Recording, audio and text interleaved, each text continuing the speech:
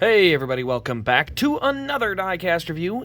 Today, Friday, our video is going to be Alex Bowman's 2022 Las Vegas race win. His only win of the season from last season. Yeah, you get what I said. Anyway, we're going to be taking a look at it and talking about it here in just a moment, but we're going to start off with our box. It is our standard Race Win Elite box for the 2022 season. What does that entail? It's a box with the Elite Standard, or the Standard Elite box, with a Race Win sleeve on top, and that's pretty much it. I mean, it's still the same bad style where you don't get the full encasement. Again, 2023, they're going to fix the box. Can't wait for that, but for the time being, Standard Elite box, they just throw this Race Win sleeve over the top. Here you see Alex Bowman, one of 404 for the Ally Vegas Win Elite, and you can hear the screws sliding around in there quite a bit. Again, not a fan of these boxes. Not a fan. Okay, now let's talk about what comes with this car, because it's got a couple of inserts that you'll receive inside the box. The first of which is going to be a Race Win sticker from the Cup Series. You can see the black and white. That goes up on the name rail. We also do get the Race Win card.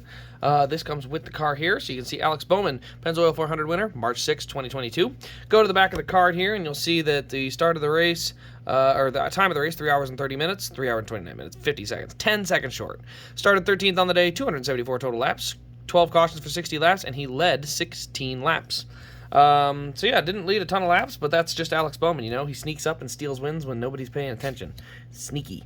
And the last thing that does not come with the car, but I added separately, is the Pennzoil 400 pins. You see March 6, 2022 on this Pennzoil pin, and you see the Pennzoil 400. So, yeah, that pin is available on the website, so if you are looking for that, or this car, you can check them out there.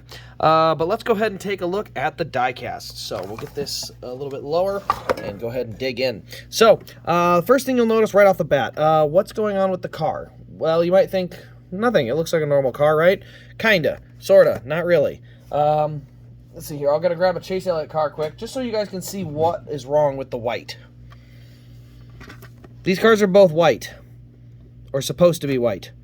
One car is white, one car is not. As you can see, the Ally is literally, I mean, shades yellower. Look at this. Here we go, front bumper to front bumper. Look at that. That is a noticeable change of shade. Now, I understand the dirt is supposed to be on there, okay? I get that. That's supposed to be kind of dirty. But this is almost yellowed or orange. Like, it's not even like a darker shade of white just because of the dirt. It's actually, like, changed colors. So, unless that was intentional, which I don't believe it was, I think they have a mix-up on the color here. It does not look very good. Personally, I think it looks really bad.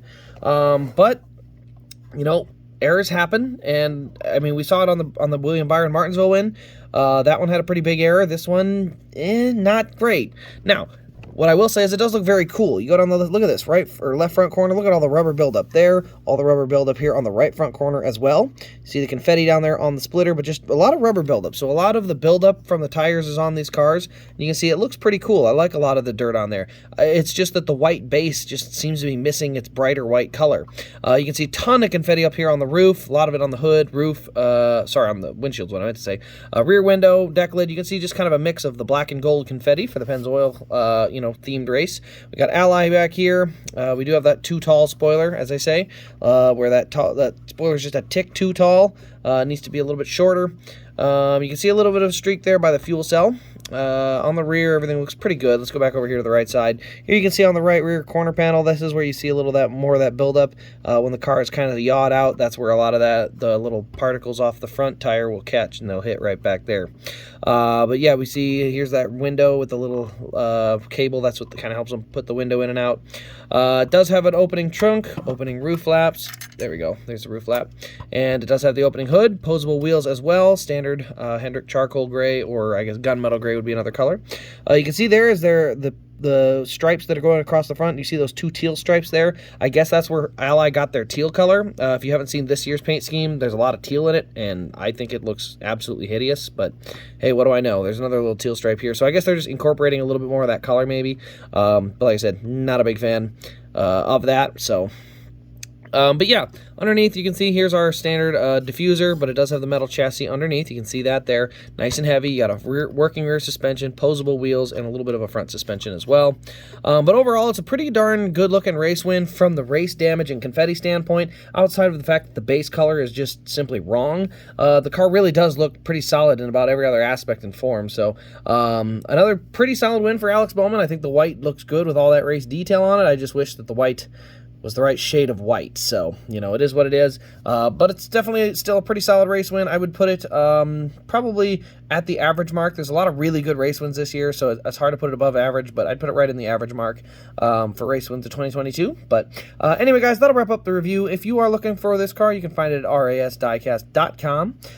If you need it or want to find it in ARC, you can shoot me a message, and I can try to get a hold of one for you. I don't actually have any on hand, though, so always feel free to do that. I love getting to chat with people, especially about the Diecast collections. But anyway, guys, that'll wrap up the video. Thank you all for watching. This has been Race Craze, and we'll see you in the next Diecast review.